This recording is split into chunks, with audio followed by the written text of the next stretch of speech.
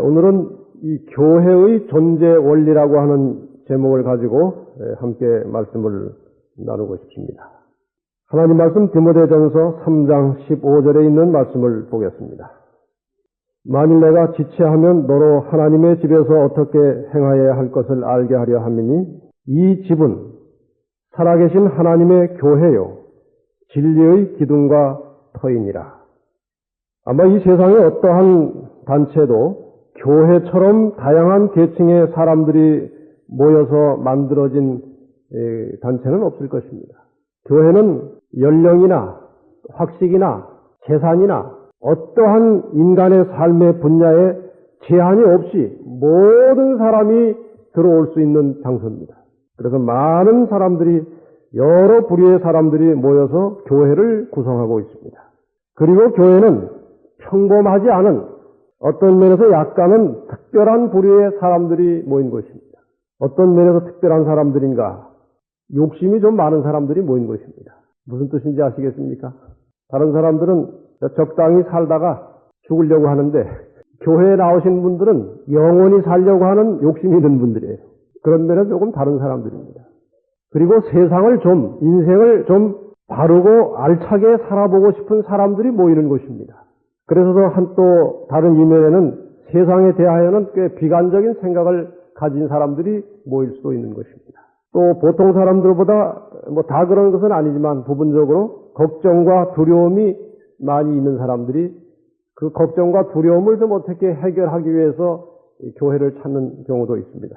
특별히 제7일 안식일 예수 재림교회는 이 교리의 특성상 이 모든 것에 더하여 상당한 비판력이 있는 사람들이 많이 모입니다.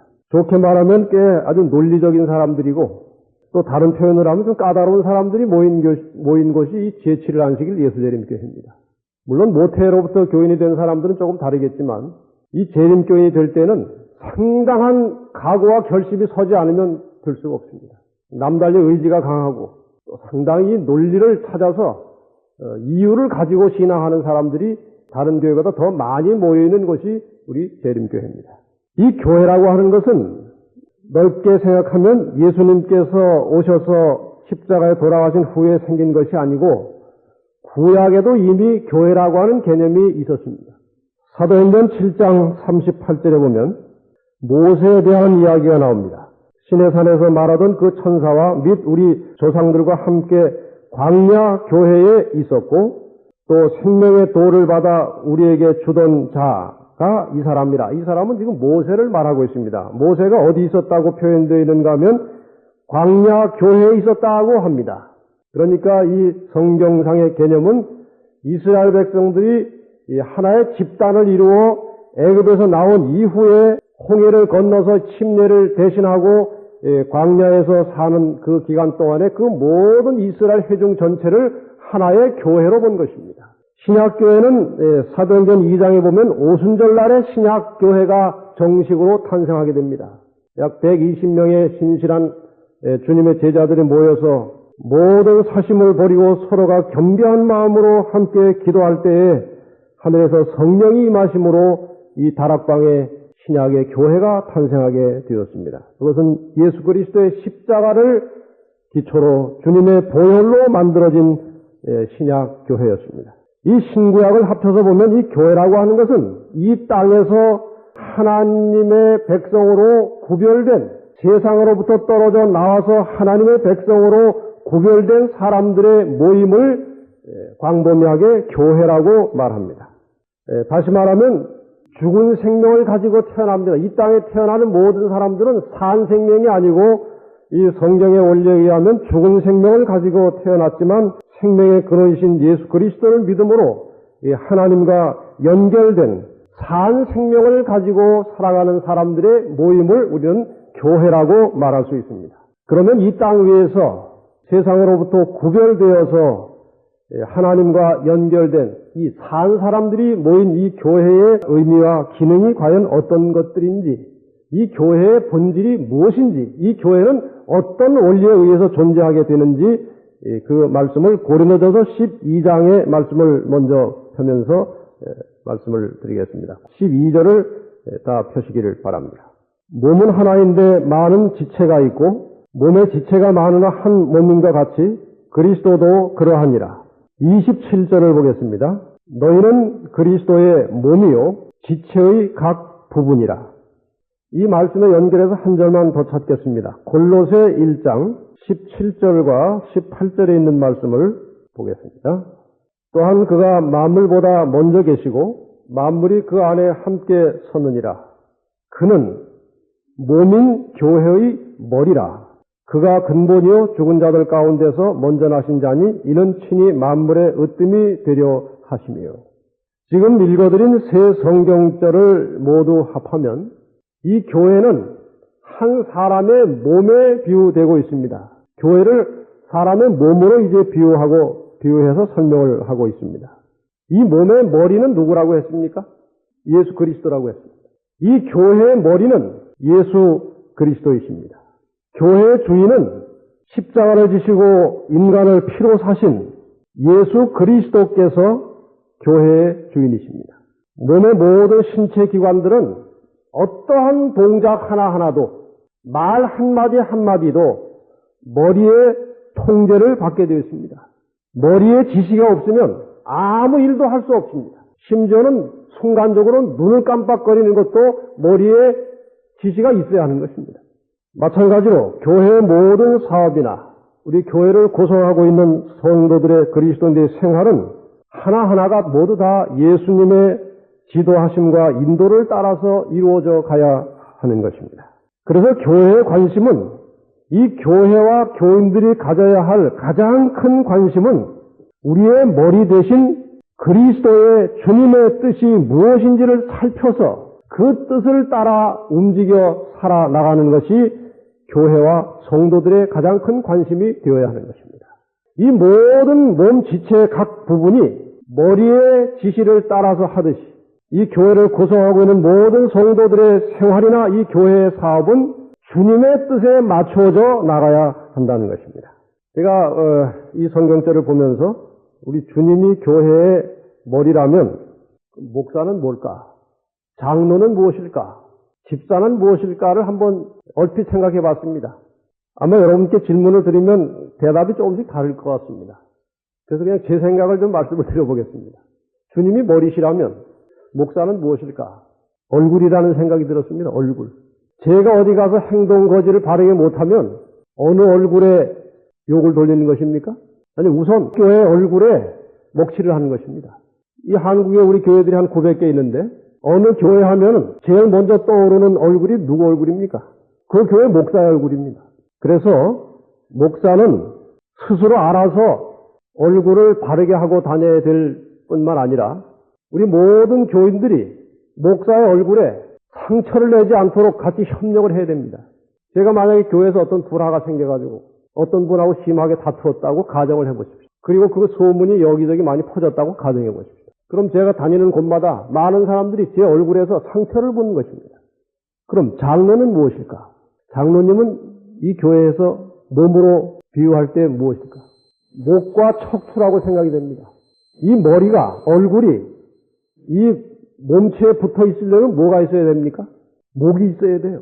이 목이 이렇게 꼿꼿하게 잘 유지가 되고 균형이 지려면 어디가 또 든든해야 됩니까? 척추가 바르고 든든해야 됩니다. 장로님들은 교회의 척추요, 목과 같은 역할을 한다는 생각이 들었습니다. 지금 제가 드리는 것은 진리는 아닙니다. 그저 비유이기 때문에 제가 이런저런 생각을 해보는 것입니다. 그럼 집사님들은 뭘까요?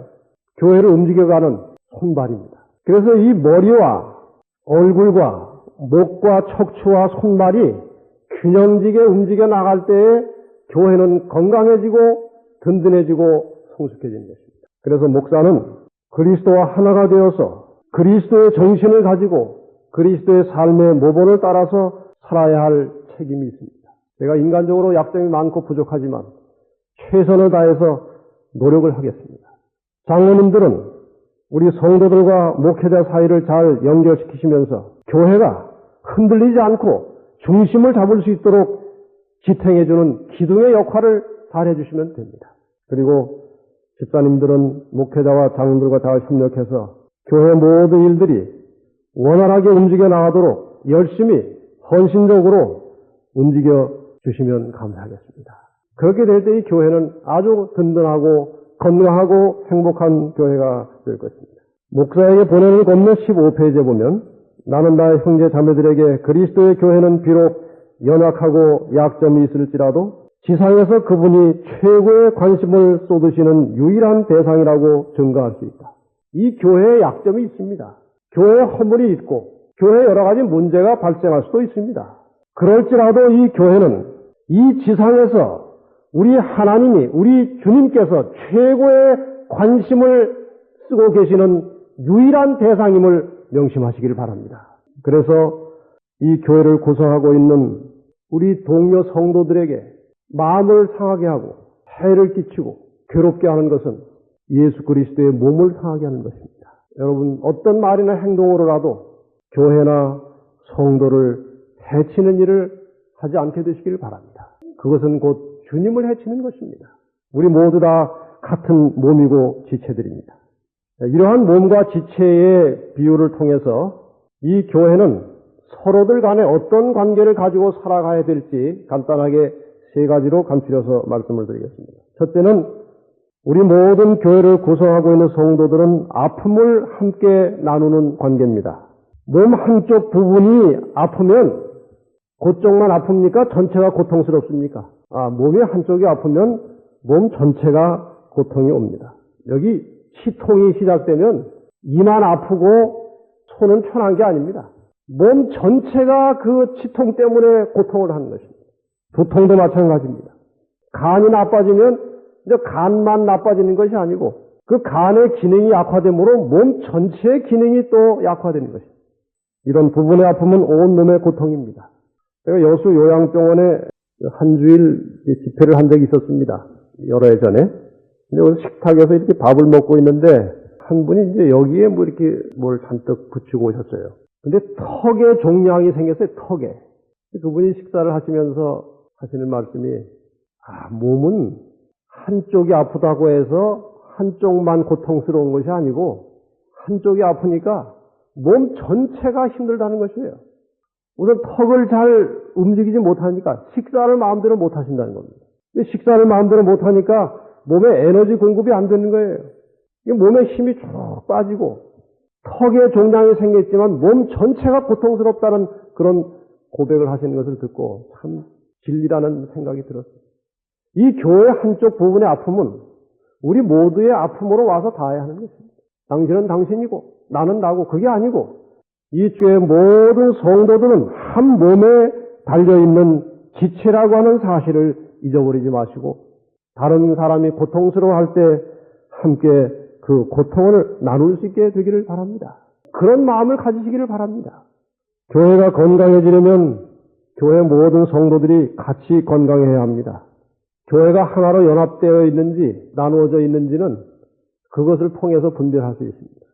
이미 다 널리 알려진 이야기지만 머리가 둘 달리고 몸이 하나일 때 그런 기형아들이 가끔 나오지 않습니까? 머리가 둘이고 몸이 하나일 때에 두 사람인가요? 한 사람인가요? 우리 어린 학자의 의견은 두 사람이라고 합니다. 그 유대인 탈무드에 보면 한쪽에 이렇게 뜨거운 걸 갖다 대거나 어떤 고통스러운 자극을 주었을 때에 한쪽 얼굴만 이렇게 일그러지면서 아이고 아파 하면은 두 사람이고 두 얼굴이 같이 아이고 아파 하면은 한 사람이라는 겁니다. 맞습니까? 이 교회가 하나인지 둘인지 연합되어 있는지 분열되어 있는지는 다른 형제 자매들의 고통을 보면서 내 마음가짐이 어떤가에 의해서 판단될 수 있습니다.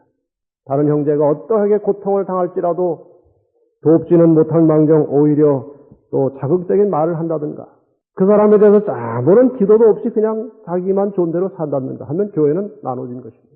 우리 교회는 온 교회가 함께 고통도 나눌 줄 알고 즐거운 일도 함께 즐거워할 줄 알고 또 생계가 어려운 사람들이 있으면 손을 펴서 나누어 또 넓은 마음으로 또 나누는 것을 받을 수도 있고 그런 아름다운 관계가 되기를 바랍니다.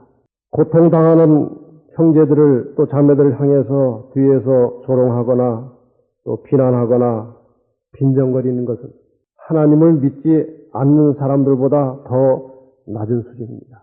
그런 사람들이 없기를 바랍니다. 혹시 한 개인으로부터 상처를 입었을지라도 보복하려고 하지 말고 악한 감정을 품지 말고 사랑으로 품어서 용서하는 정신을 가지고 함께 마음을 모아서 사시게 되면 좋겠습니다. 왜 하나님께서 이 교회를 몸에 비유해 주셨느냐? 예를 들어서 어떻게 겨울에 난로를 쬐다가 손이 어떻게 잘못돼가지고 데웠어요. 그러면 손이 아프니까 화가 났다 이것입니다. 눈에게 하는 말이 눈, 뭐 하고 있는 거냐? 아니 잘 봐서 나를 안 되게 해야지 어떻게 한눈을 팔고 있다가 이렇게 날 이렇게 돼가지고 이렇게 나를 고통스럽게 만드느냐? 너 정말 그럴 거요? 근데 모래를 집어다가 눈에다가 집어넣는 사람 있습니까? 그럴 수 있냐 말이야. 절대 그렇지 않습니다. 손이 되면 온 몸이 그 상처를 하루속히 낫도록 하기 위해서 다 힘을 모으고 뜻을 모아서 그 상처를 낫게 하는데 주력하지 되게 했다고 눈을 갖다가 상처내는 사람은 아무도 없습니다. 이것이 하나라고 하는 증거예요. 골로새 3장 8절에 있는 말씀을 한번 보십시다. 이제는 너희가 이 모든 것을 벗어버리라. 곧 분과 악의와 회방과 너희 입에 부끄러운 말이라.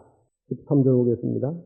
누가 네게 혐의가 있거든 서로 용납하여 피차 용서하되 주께서 너희를 용서하신 것과 같이 너희도 그리하고. 이 교회가 정말 평안하고 행복하고 아름다운 교회가 되려면 우리는 가장 먼저 우리의 말을 조심해야 됩니다. 잠언 18장 21절에 보면 죽고 사는 것이 혀의 권세에 달렸다고 합니다. 죽고 사는 것이 무슨 권세에 달렸다고요?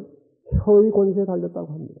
교회 안에서 뭐 이렇게 치고받고 싸우는 일은 없습니다. 이 교회 안에서 일어나고 있는 대부분의 심각한 문제는 말 때문에 일어납니다. 맞습니까? 말이 문제예요. 때로는 말이 주먹보다 무력보다 훨씬 큰 위력을 발휘한다는 사실을 아셔야 됩니다. 교육 235페이지와 236페이지에 보면 그 번역이 조금 자극적이긴 합니다만 제가 인용한 문구니까 그대로 읽겠습니다. 우리는 식인종이 아직 그 살이 덥고 푸들거리고 있는 희생자의 고기를 먹고 있는 몸서리치는 광경을 생각할 수 있다. 그러나 이보다도 더 무서운 결과는 진심이 잘못 전하여지고 훼손되는 비판을 받으며 품성을 난도질 당하는 비판을 받음으로써 오는 고뇌와 파멸이다. 말이 좀 어렵게 되어 있습니다만은 어떤 사람들은 당치도 않는 모함과 억울한 일을 당할 때가 있어요. 자기의 동기와 자기의 실제로한 행동과는 전혀 다른 너무나 엄청난 오해에 의한 모함을 당하고 비판을 받고 인격에 손상을 받을 때가 있습니다. 여기 말씀하시는 이 본 뜻은 식인종이 사람의 고기를 먹는 것 이상으로 다른 사람을 추측해서 오해하고 모함해서 그 말을 하고 퍼뜨리는 것은 더 악한 죄라고 했습니다. 여러분, 성경에서 하나님께서 지적하시는 가장 악한 죄 중에 하나가 다른 사람에 대하여 나쁜 말을, 이간하는 말을, 해치는 말을 퍼뜨리는 것을 하나님께서는 아주 싫어하시는 죄악입니다. 여러분, 사람이기 때문에 말을 하지 않고는 살 수가 없습니다. 말을 해야 됩니다. 그러나 기왕에 우리가 하는 말, 좀 다른 사람에 대하여 좋은 말을 가려서 하시기를 바랍니다. 기왕에 말하는 것, 그리고 혹시 나쁜 감정이 있어서 좀 안 좋게 말하고 싶을 때는 일부러 좋게 말할지는 못할 망정 그냥 입에 담아 두시길 바랍니다. 입을 잘 지켜야 됩니다. 우리 성도들은 입을 잘 지켜야 돼요. 그래야 교회가 평안하고 모두가 행복해집니다. 사람이 악한 감화력을 끼치는 것은 쉽습니다. 한 사람이 나쁜 감화력을 끼치는 것은 삽시간에 퍼져나갑니다. 선한 감화력은 그렇게 쉽게 나가지 않아요. 각자가 모든 사람들에게 선한 감화를 끼치고 삽시다. 우리 다 그리스도인들입니다. 교회생활 4권 40페이지에 이런 말이 있습니다. 어떤 사람들은 말을 너무 많이 한다. 그러한 입장을 취하는 사람은 참으로 불행하다. 만일 이런 모든 수다장이들이 천사가 그들을 따라다니며 그들의 말을 기록하고 있다는 사실을 항상 명심한다면 담소는 더 적어지고 기도는 훨씬 많아지게 될 것이다. 우리 다른 사람들에게 성도들 간에 덕을 세우는 아름다운 말들이 더 많아지고 부정적이고 비난하는 말은 줄어들어서 없어지는 그런 교회가 되기를 간절히 바랍니다. 두 번째, 이 교회는 함께 협력하는 관계입니다. 아까 말씀드린 대로 몸의 한 부분에 상처를 받으면 온 몸이 협력해서 그 상처를 치료하기 위해서 전력을 다합니다. 그렇지 않습니까? 예를 들어서 다리에 되게 이게 상처를 입어서 피가 난다고 가정을 해보십시오. 머리의 지시에 의해서 즉시로 손이 상처를 솜으로 닦아내고 또 발로 걸어가서 약을 또 가져다가 약을 바르고 없으면 또 약방에 가서 약을 사다가 몸 전체가 그 조그만 하나의 상처를 치유하기 위해서 같이 협력해서 노력하지 않습니다. 교회 일은 한두 사람의 의견에 좌우되는 것이 아닙니다. 교회 일은 소수의 사람들에 의해서 지배돼서는 안 됩니다. 어떤 사람들은 교회 모든 일이 자기 뜻대로 되어야만 속이 편한 사람들이 있어요. 그것은 불가능한 것을 지도합니다. 사도행전 164페이지에 보면 이런 말씀이 나옵니다. 자기 개인의 판단을 최고의 것으로 여기고자 하는 사람들은 큰 위험 가운데 있는 것이다. 하나님께서 지상의 당신의 사업을 이루시고 확장하시는 빛의 통로가 될 사람들로부터 이들을 분리시키는 것이 사단의 계획된 노력이다. 어떤 사람이 개인의 주장이 너무 강하고 그것이 온 교회의 뜻이 되기를 바라고 그 일을 고집한다면 반드시 그 교회는 분열이 일어납니다. 그래서 교회는 한 사람의 개인의 의견이 너무 강하게 주장이 되면 분열이 불가피합니다. 만약에 한 개인이 자기 의견을 아주 강하게 주장해서 일이 잘 되었을 경우에 그는 모든 영광을 자기가 취하게 됩니다. 자기가 강력하게 얘기해서 그것이 잘 되었기 때문에 자기가 영광을 취합니다. 그리고 일이 잘 안 됐을 경우에는 다른 사람들에게 큰 비난을 또 받게 됩니다. 당신 큰 소리 쳐가지고 교회가 이렇게 됐다고 말이에요. 그래서 한 개인의 의견은 그것이 교회를 지배하는 의견이 아니라 교회 전체를 유지해 가는데 하나의 의견으로 그냥 제한 사항으로 끝나야 됩니다. 그래서 모든 사람들의 의지와 뜻이 모아질 때 이 교회는 순항을 하게 될 것입니다. 이 교회 모든 일의 우선은 성경입니다. 성경의 원칙과 정신을 따라서 교회가 운영이 되어야 됩니다. 왜냐하면 이것이 그리스도이시고 이 속에 그리스도의 뜻이 있기 때문에 우리는 성경의 원칙을 따라야 할 것입니다. 혹시 성경에 기록되지 않은 다른 어떤 세부적인 문제가 발생하면 우리에게는 엄청난 참고 도서가 있습니다. 예언의 신이 또 있습니다. 예언의 신에도 나오지 않은 세부적인 현실적인 문제는 교회 요람이 있어요. 요람에도 없는 것은 요람보다 조금 한 등급이 낮은 지침서라는 것이 있습니다. 다 공통으로 질서를 위해서 평화를 위해서 만들어진 것들입니다. 그리고 규정이 있습니다. 규정. 교회도 규칙이 있습니다. 그렇게 정해진 규칙이 없을 경우에는 교회는 교회 직원회가 충분한 토의를 거쳐서 여러 사람들이 의견을 모아지는 대로 따라가는 것이 그것이 하나님의 뜻입니다. 한 개인의 의견이 너무 커지면 교회는 틀림없이 분열됩니다. 아프리카 어느 한 지역에서 원주민들이 나가서 코끼리를 한 마리 잡았어요. 그게 워낙 큰 짐승이기 때문에 많은 사람들이 이제 이렇게 저렇게 엮고 또 막대기를 대고 이렇게 장치를 해가지고 들고 이제 오게 되었습니다. 근데 사람들이 다 이제 기분이 좋고 즐거운 마음으로 우리가 코끼리를 잡았다. 우리가 코끼리를 잡았다 하고 전진하고 있었습니다. 그런데 한 사람 한 사람씩 메고 있던 짐을 서서히 그냥 놓고 옆으로 빠져나가는 겁니다. 차츰차츰 빠져나가더니 다 나가고 한 사람이 남았어요. 그 한 사람은 내가 코끼리를 잡았다. 내가 코끼리를 잡았다. 그런 거 하고 있었어요. 그러니까 주변에 우리가 잡았다고 하는 사람들이 그러면 네가 잡았으면 네가 두고 가봐라. 다 흩어졌어요. 교회 일은 한 사람의 공로로 되어서는 안 됩니다. 돼도 문제입니다. 잘 돼도 문제입니다. 온 교회가 마음이 하나가 되어서 늘 기도하며 하나님의 뜻을 찾고 그 뜻에 의해서 교회 모든 사업이 이루어지게 되기를 바랍니다. 마지막으로 세 번째는 이 교회는 공동의 목표를 이루어가는 관계입니다. 몸이라고 하는 것은 언제나 함께 협력해서 공동의 목표를 이루어갑니다. 손은 교회로 가고 발은 학교로 가는 일은 없습니다. 몸은 언제나 한 목적을 가지고 한 방향으로 움직입니다. 교회는 5가지의 공동 목표가 있습니다. 첫째는 구원을 받은 성도들이 함께 모여서 하나님을 찬양하고 영광을 돌리는 것이 교회의 목표입니다. 이것은 예배를 통해서 이루어집니다.